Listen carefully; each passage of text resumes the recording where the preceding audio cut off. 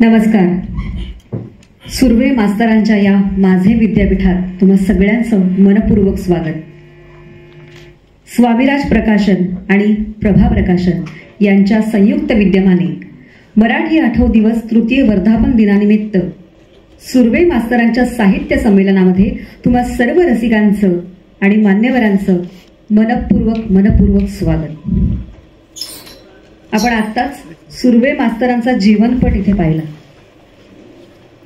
कामगार आहे मी, तळपती तलवार आहे, सारस्वतानो थोडासा गुन्हा करणार आहे, असं म्हणत सुर्वे मास्तरांनी हे आपलं पाऊल या काव्यसृष्टीमध्ये ठेवलं आणि अवघं विश्व त्यांच्या शब्दांनी व्यापून टाकलं. आजच्या या संमेलनामध्ये आज आपण त्यांच्याच अशा स्मृतींचा, त्यांच्या काव्याचा, त्यांच्या साहित्याचा जागर करणार आहोत आणि त्यासाठी आपण सगळे इथे एकत्र जमलोय. आजच्या आपल्या या संमेलनाचे अध्यक्षपद ज्यांनी स्वीकारले ते म्हणजे ज्येष्ठ रंगकर्मी माननीय प्रमोद पवार हे आपल्यामध्ये उपस्थित आहेत. आपण एकदा जोरदार टाळ्यांनी त्यांचं स्वागत करूया. आपल्याला उद्घाटक म्हणून लाभले आपल्या महाराष्ट्र राज्याचे सांस्कृतिक कार्यमंत्री माननीय आशिषजी शेलार, त्यांचंही मनपूर्वक स्वागत. आजचा हा कार्यक्रम ज्यांच्या स्वागताध्यक्षाखाली होतोय ते आपले माननीय आमदार मनोज जामसुदकर आणि या संपूर्ण सोहळ्याला खास उपस्थिती ज्यांनी लावली आहे त्या म्हणजे नेहा सावंत, म्हणजेच मास्तरांची सावली या पुस्तकासाठी ज्यांनी शब्दांकनकार म्हणून काम केलं अशा सुप्रसिद्ध लेखिका शब्दांकनकार नेहा सावंत. आणि अर्थातच आजचे आपले या कार्यक्रमाचे आयोजक माननीय रजनीश राणे स्वामीराज प्रकाशन आणि माननीय अजय कांडर प्रभा प्रकाशन. मी या सर्व मान्यवरांना विनंती करते की आपण कृपया या माझे विद्यापीठाच्या या व्यासपीठावरती यावं. मंडळी, कुठल्याही संमेलनाची, कुठल्या सोहळ्याची सुरुवात आपण एका विशिष्ट पद्धतीने करतो. आज आपण या सोहळ्याची सुरुवात करणार आहोत ती म्हणजे आपल्या मागे तुमच्या चित्र एक आहे तर त्याचं आपण अनावरण करणार आहोत आपल्या मान्यवरांच्या हस्ते. मी आपले संमेलनाचे माननीय उद्घाटक आशिषजी शेलार, सांस्कृतिक कार्यमंत्री महाराष्ट्र राज्य, आपले संमेलनाध्यक्ष ज्येष्ठ रंगकर्मी प्रमोद पवार आणि सर्व मान्यवरांना विनंती करते की आपल्या शुभ हस्ते या चित्राचं अनावरण करावं आणि या सोहळ्याचं उद्घाटन करावं.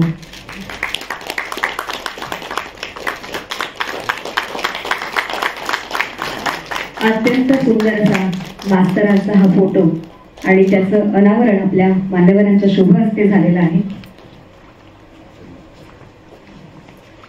मी सर्व मान्यवरांना विनंती करते की कृपया आपण स्थानापन्न व्हावं.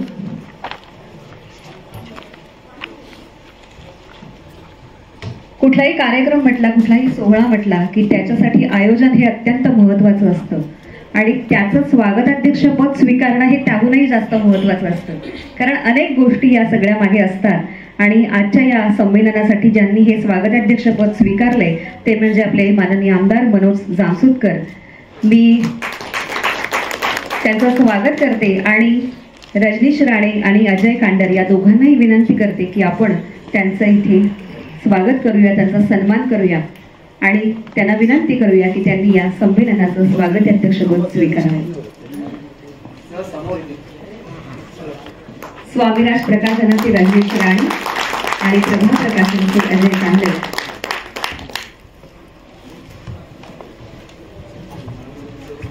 आजच्या या कार्यक्रमासाठी ज्यांनी संमेलनाध्यक्षपद स्वीकारलं ते ज्येष्ठ रंगकर्मी, अभिनेते, दिग्दर्शक माननीय प्रमोद पवार यांचं स्वागत करण्याची विनंती मी माननीय आमदार मनोज जामसुदकर यांना करते.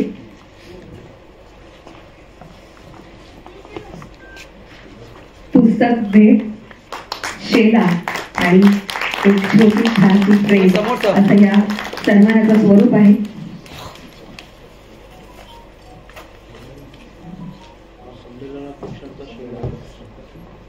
आणि हा संमेलनाध्यक्षांचा शेला आपण त्यांना देतोय.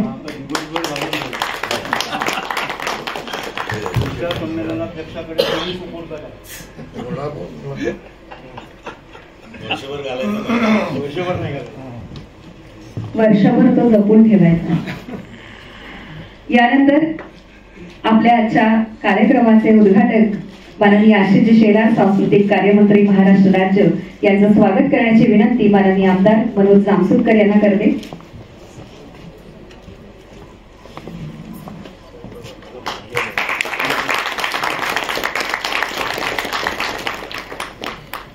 यानंतर आजच्या या सोहळ्यासाठी ज्यांची खास उपस्थिती आहे त्या लेखिका नेहा सावंत यांचं स्वागत करण्याची विनंती मी माननीय आमदार मनोज जामसुदकर यांना करते.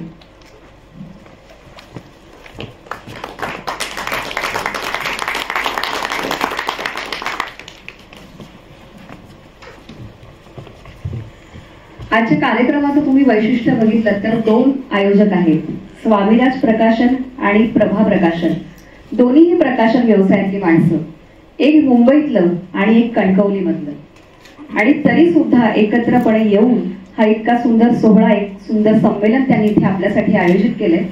तर नेमकं यामागे त्यांचं प्रयोजन काय आहे यासाठी मी प्रास्ताविक करण्याची विनंती माननीय अजय कांडर यांना करते.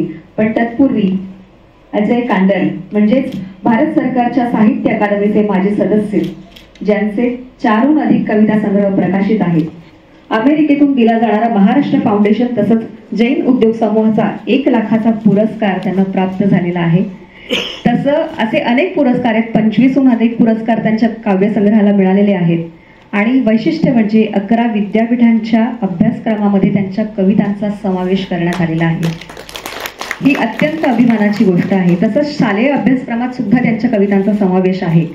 आणि त्यांच्या कवितांचा अनुवाद हा हिंदी, इंग्रजी, मल्याळम, उर्दू, दख्खनी अनेक भाषांमध्ये अनुवादित त्यांच्या कविता झालेल्या आहेत. असे प्रभा प्रकाशनचे अजय कांडर, मी त्यांना विनंती करते की आजच्या या कार्यक्रमाचं प्रास्ताविक त्यांनी करावं.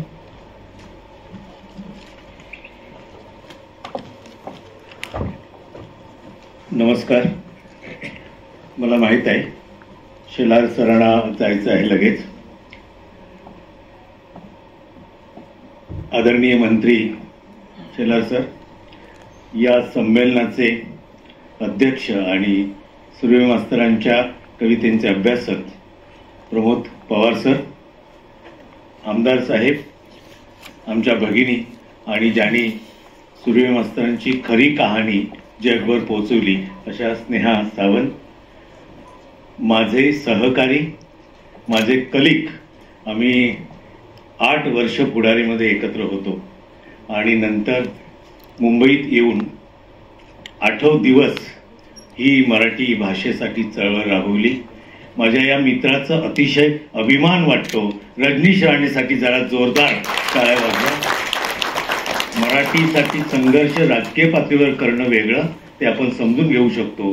परंतु एखादा पत्रकार, एखादा साहित्यिक सतत दर महिन्याला 27 तारीखला मराठीचा 8 दिवस वेगवेगळ्या लोकांना एकत्र करून गोव्यापासून नागपूरपासून मुंबईपर्यंत साजरा करणं ही एक दुर्मिळ गोष्ट आहे.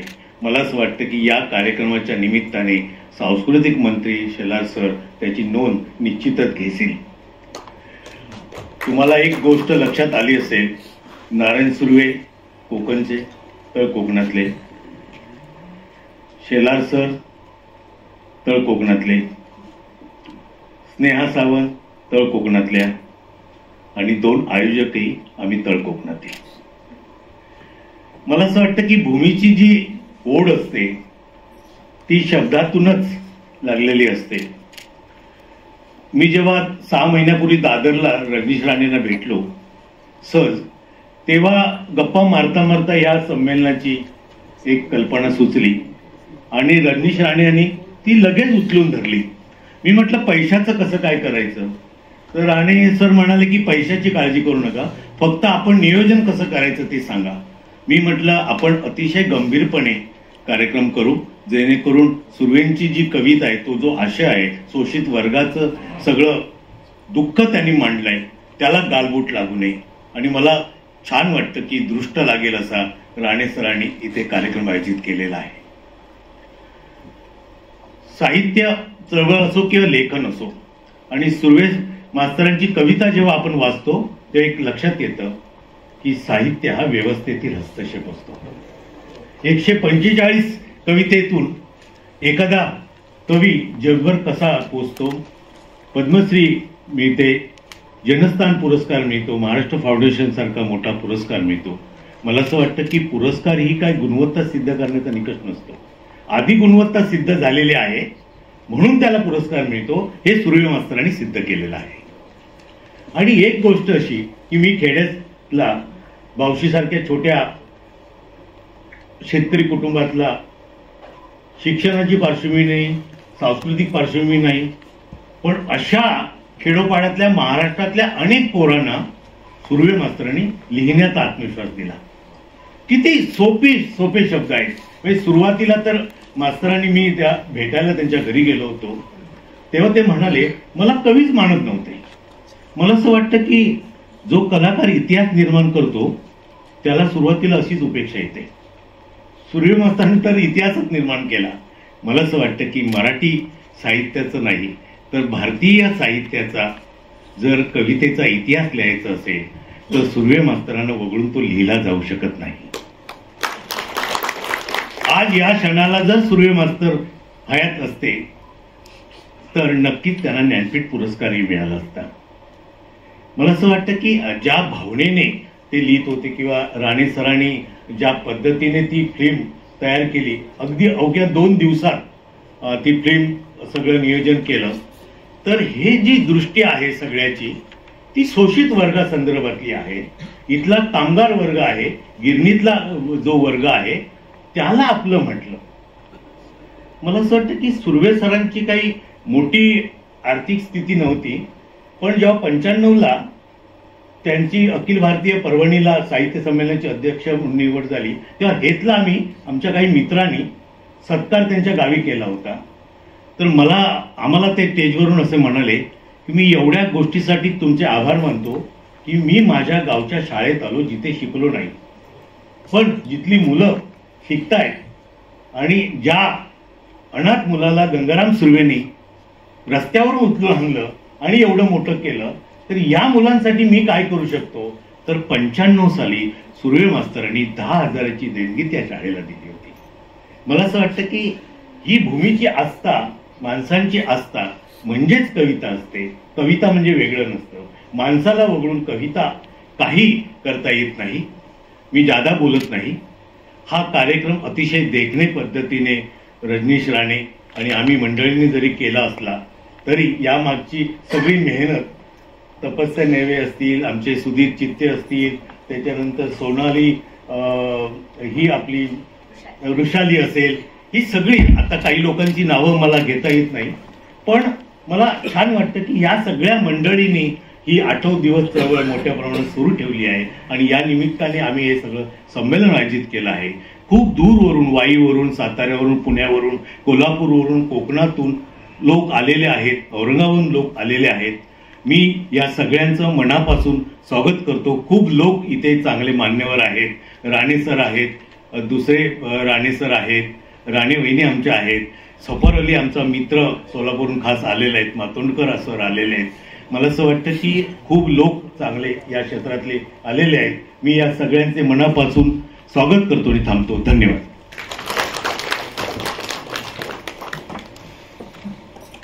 धन्यवाद. यानंतर मी आजच्या आपल्या कार्यक्रमाचे स्वागताध्यक्ष माननीय आमदार मनोज जामसुदकर यांना विनंती करते की या प्रसंगी आपलं मनोगत व्यक्त करावं.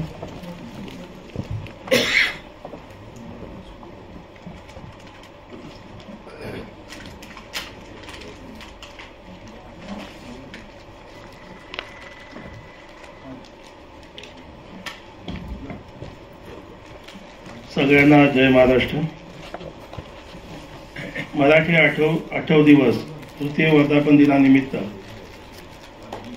सुर्वे मास्तरांचं साहित्य संमेलनाच्या या कार्यक्रमाला उपस्थित असलेले आदरणीय संमेलनाध्यक्ष, ज्येष्ठ अभिनेते प्रमोद पवारजी, ज्यांच्या हस्ते उद्घाटक झालं ते आमचे मित्र, राज्याचे सांस्कृतिक कार्यमंत्री आदरणीय नामदार आशिष शेलारजी, ज्यांची खास उपस्थिती आहे त्या शब्दांकरकार मास्तरांची सावली डॉक्टर नेहा सावंतजी, ज्यांच्या मार्गदर्शनाखाली हा कार्यक्रम होतोय ते आमचे मित्र रजनीशजी राणे, त्यांचे सहकारी कांडाळजी आणि समोर बसलेल्या माझ्या मित्रांनो भगिनींनो, मुंबईच्या स्वामीराज प्रकाशनचे रजनीश राणे आणि कणकवलीच्या प्रभात प्रकाशनचे अजय कांडाळजी या जोडगोळीने मिळून आज मराठी आठव दिवसानिमित्त कविश्रेष्ठ नारायण सुर्वे यांच्या कवितांचा जागर करणारं एक दिवसीय साहित्य संमेलन अर्थात सुर्वे मास्तरांचं साहित्य संमेलन रवींद्र नाट्य मंदिराच्या लघु नाट्यगृहात आयोजित केलं आहे। रोटी प्यारी खरी आणखी काही हवे आहे किंवा कामगार आहे मी तळपती तलवार आहे, सारस्वतांनो थोडासा गुन्हा करणार आहे असे स्पष्ट उद्गार आपल्या कवितेतून काढणारे नारायण सुर्वे नुसत्या कामगारांचे नाही तर इथल्या शोषित आणि दुर्लक्षित घटकांचा आवाज मांडणारे कवी आहेत। अशा सुर्वे मास्तरांच्या संमेलनाच्या स्वागताध्यक्ष म्हणून संमेलनाची एक महत्त्वाची जबाबदारी पार पाडत असताना अभिमानही वाटत आहे। आजच्या संमेलनाच्या अध्यक्षस्थानी ज्येष्ठ अभिनेते प्रमोदजी पवार आहेत। तसेच संमेलनाचे उद्घाटन सांस्कृतिक कार्यमंत्री महोदय नामदार आशिषजी शेलार यांच्या हस्ते झालं। या दोन्ही आनंदाच्या गोष्टी आपल्या सगळ्यांसाठी आहेत। सभागृहातही ज्येष्ठ साहित्यिक उपस्थित आहेत। संमेलनाचे आयोजन सन्मित्र रजनीश राणे यांनी कवी लेखकांचा केवढा घोटाळा जमवला आहे हे याच्यावरून आपल्याला या ठिकाणी दिसतं। दिवसभर वेगवेगळ्या कार्यक्रमाची सुनियोजित आखणी केली हे खरं आहे, कौतुकास्पद आहे। गेली 3 वर्ष सातत्याने मराठी आठव दिवस साजरा होतोय ही आपल्या सगळ्यांसाठी अभिमानाची बाब आहे। राजकारणात सक्रिय असणाऱ्या व्यक्तींचा साहित्याशी काय संबंध असा प्रश्न नेहमीच विचारला जातो आणि मी राजकारणात जरी असलो तरी माझी नाळ मुंबईशी जोडलेली आहे। मुंबईतल्या गिरणगावाशी माझं आत्मिक नातं आहे। माझा जन्म आणि कर्म मुंबईतल्या माझगाव ताडवडीतील BIT चाळीत झाला याचा देखील मला सार्थ अभिमान आहे आणि म्हणूनच या मुंबईचे रस्ते, इथल्या गिरण्या, चाळी, गर्दी मी गेली अनेक वर्ष अनुभवतो आहे। एवढंच काय, या शहराचा वेग माझ्यात भिनला आहे। सगळ्यात महत्त्वाचं म्हणजे मुंबईतली गर्दीतला दर्दी माणूस मी या ठिकाणी जवळून पाहिलेला आहे। इथल्या वस्तीतल्या प्रत्येक माणसाशी मी जोडलो गेलेलो आहे। मुंबईच्या भायखळा मतदारसंघाचं प्रतिनिधित्व विधानसभेत करत असताना या शहरातला माणसातला सामान्य नागरिक त्याचे प्रश्न, अपेक्षा मी नीट समजावून घेऊ शकलो, त्याच्यासाठी लढू शकतो याचं कारण या शहराच्या मातीत माझे पाय घट्ट रोवलेले आहेत। आणि म्हणून केवळ राजकारण नाही तर समाजहिताच्या गोष्टी करत असताना आमच्या मुंबईतला माणूस मी टिपत असतो। लालबाग परळच्या चाळीतून पुन्हा एकदा नारायण सुर्वेसारखा कवी, कलावंत नव्याने निर्माण होत असेल, त्याला त्याचं हक्काचं मंच मिळावं म्हणून निश्चितपणे माझ्यातला लोकप्रतिनिधी हा झटत राहणार आहे। आजच्या संमेलनात कवी नारायण सुर्वे यांच्या साहित्यासोबत बदलत्या गिरणगावावर चर्चा होणार आहे, हे फार महत्त्वाचं आहे। या निमित्ताने काही महत्त्वाचे ऐतिहासिक संदर्भही लक्षात येतील। नारायण सुर्वे यांच्या कविता व त्या अनुषंगाने तत्कालीन आणि सध्या परिस्थितीवर अभ्यासक जाणकार प्रकाश टाकतील। दिवसभराच्या या जागरात आपण सगळे आनंदाने सहभागी होत आहोत याचं कौतुक करताना सगळ्यांना मनापासून मी शुभेच्छा देतो आणि येथे थांबतो। जय हिंद, जय महाराष्ट्र।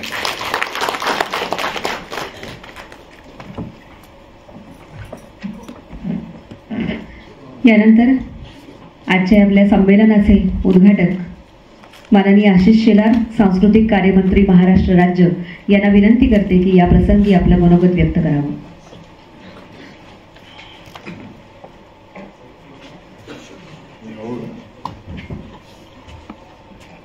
की पहिल्या माळावर उभारलं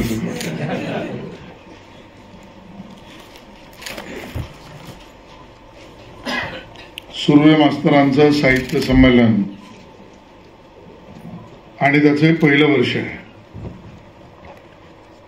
त्या पहिल्या वर्षाच्या या साहित्य संमेलनाला उपस्थित संमेलनाध्यक्ष आमचे मित्र प्रमोद पवारजी, स्वागताध्यक्ष आमदार मनोज जामसुदकरजी, मास्तरांची सावली शब्दांकनकार डॉक्टर नेहा सावंत, स्वामीराज प्रकाशनचे आमचे मित्र रजनीश राणे, प्रभा प्रकाशनचे अजय कांडलजी, उपस्थित सर्व बंधू भगिनी आणि मातांनो, लिहून आणलंय पण आता ठरवलं जे वाटतं तेच बोलायचं.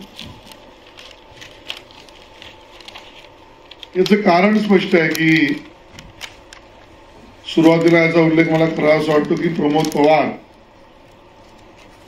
यांच्याकडे संमेलनाध्यक्षपद आपण दिलंय. अतिशय उत्तम आणि योग्य गोष्ट केली, कारण तो अधिकार त्यांचा 100% आहे.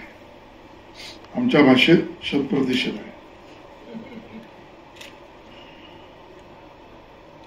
राणेसाहेब तुम्ही, राणेसाहेब म्हणजे रजनीश राणे,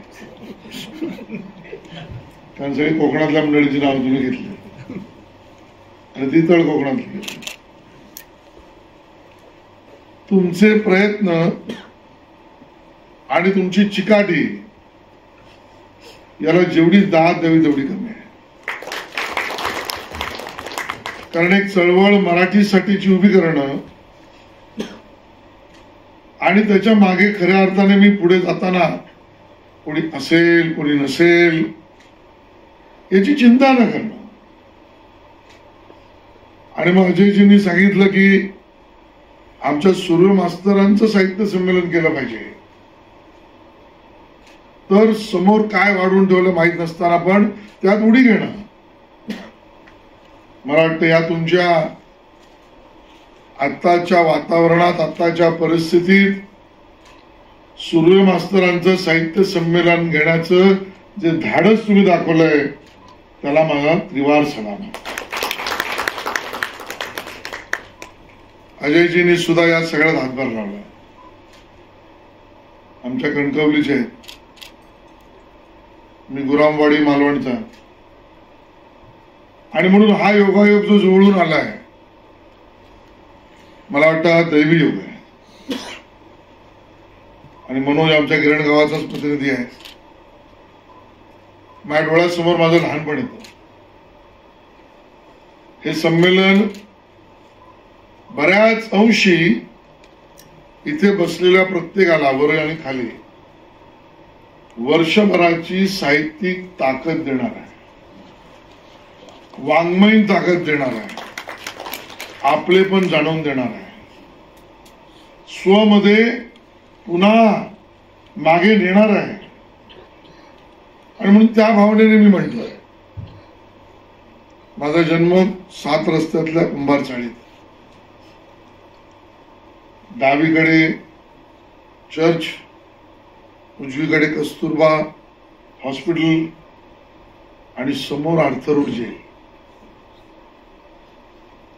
इथून 150 पावलं उजवीकडे चाललो तर 144 टेनामेंट्स अमर नाईकची,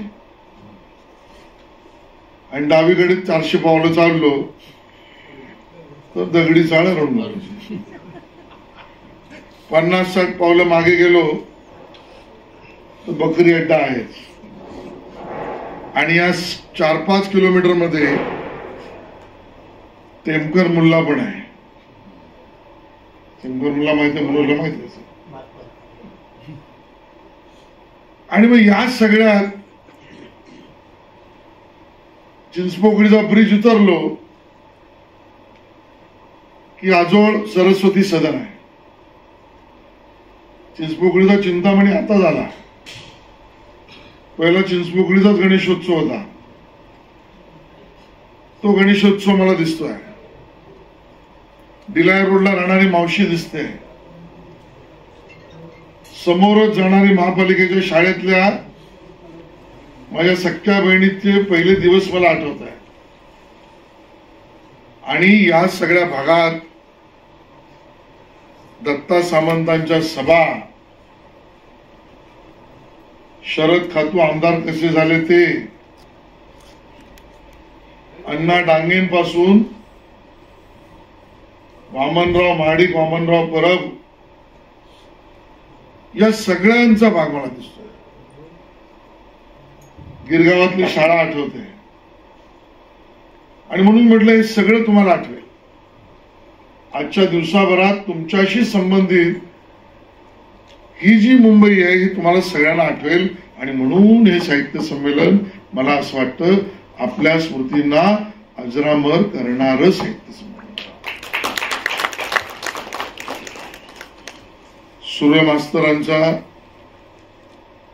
जन्म कसा झाला माहित नाही, कुठे झाला माहित नाही, कुठल्या तारखेला झाला मला माहित नाही, कुठल्या जातीत झाला मला माहित नाही, कुठल्या धर्मात झाला मला माहित नाही. पण जन्म ऋणानुबंध नावाची जी काही गोष्ट असते ना, आणि मग त्यानंतर त्या ऋण विमोचन नावाची जी काही गोष्ट असते, ही खूप कमी मोठ्या लोकांच्या देवदेवतांपासून सामान्य माणसांपर्यंत दिसते, जी मला नारायण सुर्वेंमध्ये दिसते. आणि उदाहरणातच सांगायचं झालं तर प्रभू रामचंद्र वनवासात गेलेच नसते तर असं म्हणलं जातं की प्रभू रामचंद्र जो आपल्याला आदर्श राजा म्हणून जो लक्षात राहिला, त्याचा प्रवास आपल्या नीट लक्षात राहिला नसतो. भगवान श्रीकृष्ण ज्या आईच्या पोटी जन्मले त्या आईने तिला वाढवलं नसतं असं नव्हतं, पण दुसरीकडे दुसऱ्या आईकडे गेल्यावर त्यांचं ऋणमोचन झालं, ते भगवान श्रीकृष्ण. ज्ञानेश्वरांचे वडील संन्यास घेतला, गुरुनी सांगितलं परत जा, आणि मग ज्ञानेश्वर आणि ज्ञानेश्वरी आपल्याला कळली, ते ऋणमोचन तिथे झालं. मला असं वाटतं सटवीने काय लिहिलं असेल ते असेल, पण नारायण सुर्वेंच्या बायोलॉजिकल आईने त्यांना जर चिंचपोकळीवर सोडलं नसतं तर कदाचित आजचे शब्द प्रभू नारायण सुर्वे आपल्याला दिसलेच नसते. आणि म्हणून नारायण सुर्वे यांच्या कवितेत जशी ताकद आहे तसा त्यांच्या जीवनपटात ताकद आहे. त्यांचं अख्खं जीवन माझं विद्यापीठ त्यांनी लिहिलं आहे, पण खरं त्यांचं अख्खं जीवन हे ताकद देणारं शक्तीपीठ आहे, ऊर्जा देणारं शक्तीपीठ आहे. तुम्ही वाचलंय, मी वाचलंय, मी त्या सगळ्या कविता त्याचा उल्लेख या ठिकाणी झाला, उत्कृष्ट आपण चित्रफित या ठिकाणी केलं आणि त्यांना पुन्हा बरेच दिवसांनी समोर आणलं. दूरदर्शनच्या त्या मुलाखती आणि या सगळ्या गोष्टी सारस्वतानं गुन्हा करणार आहे म्हणण्याची धमक नारायण सुर्वे. कारण मी केवळ जातीसाठी म्हणत नाही, पण साहित्य संमेलन आणि त्यामध्ये राणे, सावंत, शेलार, पवार, जामशेदकर चांगलं वाटतं ना, आणि सुर्वे साहित्य संमेलन. मग ही त्यांच्या पश्चात सुद्धा ही त्यांची बंडखोर वृत्ती आजही जिवंत आहे समाजावर. आणि म्हणून या नारायण सुर्वेजींच्या कवितांमधला आपल्याला शोषित दिसतो, पीडित दिसतो, कामगार दिसतो. मला तर नारायण सुर्वेजींच्या कवितेमध्ये लहानपणी संत गाडगे महाराज चौक, पूर्वीचा जेकब सर्कल, त्या चौकावर कळकट मळकट बसलेला पेपर विकणारा पण दिसतो. मला सुर्वेंच्या कवितामध्ये माझी आत्या ज्या गिरणीमध्ये जायची, त्या गिरणीचा भोंगा वाजल्यानंतर ती बाहेर येताना किंवा घरी येताना तिच्या पिशवीतनं तिने आणलेला खाऊ सुद्धा दिसतो. नारायण सुर्वेंच्या कवितांमध्ये त्या सगळ्या कर्मचारी कामगार वर्गाचा मेहनतीच्या घामाचा सुवास सुद्धा दिसतो. नारायण सुर्वेंच्या कवितांमध्ये त्या बाजारातल्या विकणाऱ्या माझ्या मासेमारी कोळी महिलेच्या हातातला कोयता सुद्धा मला दिसतो. आणि नारायण सुर्वेंची कविता ही 4 ज्याला आपण साचेबद्ध कॉर्नर मध्ये म्हणू अशी बांधता येणार नाही. त्यांनी स्वतःला अडकवून घेतलं नाही, त्यांनी स्वतःला जोडून घेतलंय तर ते सामान्य माणसाच्या दुःखाशी, त्याच्या वेदनेशी, त्याच्या संवेदनेशी, त्याच्या संवादाशी, त्याच्या संघर्षाशी. हे मात्र त्यांनी स्वतःला जोडून घेतलं आणि त्यातनं जे त्यांनी फुलवलं ते 145 कवितांचं हे विद्यापीठ केलं. आणि म्हणून आज गिरणगाव कमी झाला, मुंबईतला मराठी माणूस शोधायला लागतो, तसा साहित्य संमेलनामध्ये दुर्दैवाने नारायण सुर्वेही शोधायला लागतोय, शोधायला. आणि ते शिवधनुष्य राजकीय नाही म्हणत आहे, ते राणे तुम्ही उचललेलं आहे. आणि म्हणून त्याचा मला अभिमान. त्यांच्या निर्मितीतल्या प्रत्येक कवितेत जर आपण नीट शोधलं तर आपल्याला दिसेल. आणि मला असं वाटतं मी ज्याचं वर्णन करीन त्यांच्या 145 कवितांना निर्माण केलेल्या या त्यांच्या शक्तीपीठाचं वर्णन करायचं असेल तर मला तिथे नाहिरे वर्ग दिसतोय. आणि नाहिरे वर्गाचे शेक्सपियर कोणी असतील तर ते नारायण सुर्वे. आणि म्हणून त्या शेक्सपियरला भाजपला असलो तरी सलाम मिळतो, कारण मराठी माणसाची माझी तीच नाळ आहे, गिरणगावाशी कोकणी माणसाचा तोच संबंध आहे. आणि अशा साहित्य संमेलनातून उभा राहणाऱ्या उद्याच्या वणव्याची चिन्ह मला दिसत आहे. आणि म्हणून या माझ्या शुभेच्छा साहित्य संमेलनाला देताना बसल्या बसल्या माझ्या मनात विचार आला, मला माहित नाही तर तुम्ही योग्य समजून घ्याल अशी अपेक्षा करून म्हणतो, पुढच्या वर्षापासूनच्या साहित्य संमेलनामध्ये कविवर्य नारायण सुर्वे यांच्या साहित्य संमेलनामध्ये गिरणगावातील एका कवीला नारायण सुर्वे स्मृती पुरस्कार आपण द्या. 50,000 रुपयाचा 1 करोड आणि त्याची व्यवस्था करण्याचं म्हणजे माझ्या व्यक्तिगत कष्टाचा प्रश्न. आणि तो पुरस्कार सुद्धा मी डिझाईन केला, कारण ते चिन्ह जे असेल त्यात मला ती चिमणी पण दाखवायची. आणि म्हणून हा पुरस्कार पुढच्या वर्षीपासून आपण जाहीर करावा, तो गिरणगावातल्या मराठी माणसाला द्यावा. आणि याच आठवड्यामध्ये पुढच्या 10 वर्षाच्या पुरस्काराची सेवा तुम्ही माझ्याकडनं करून घ्यावी आणि हा पुरस्कार एवढं निवेदन करतो. धन्यवाद. जय हिंद, जय महाराष्ट्र. पुढच्या कार्यक्रमाला निघतो.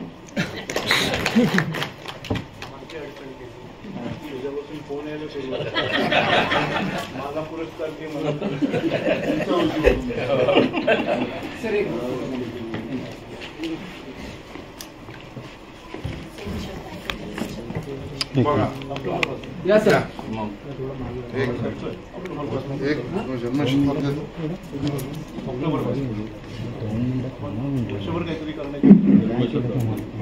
पुढचं वर्ष नारायण सुर्वेजींचं जन्मशताब्दी वर्ष आहे. सांस्कृतिक कार्य विभागाचा मी मंत्री आहे. ऑक्टोबर पासून ते सुरू होत आहे. ऑक्टोबरचा पहिला नारायण सुर्वेजींच्या स्मृतीप्रित्यर्थ सांस्कृतिक कार्यक्रम महाराष्ट्र सरकार सांस्कृतिक विभाग करेल या शैक्षणिक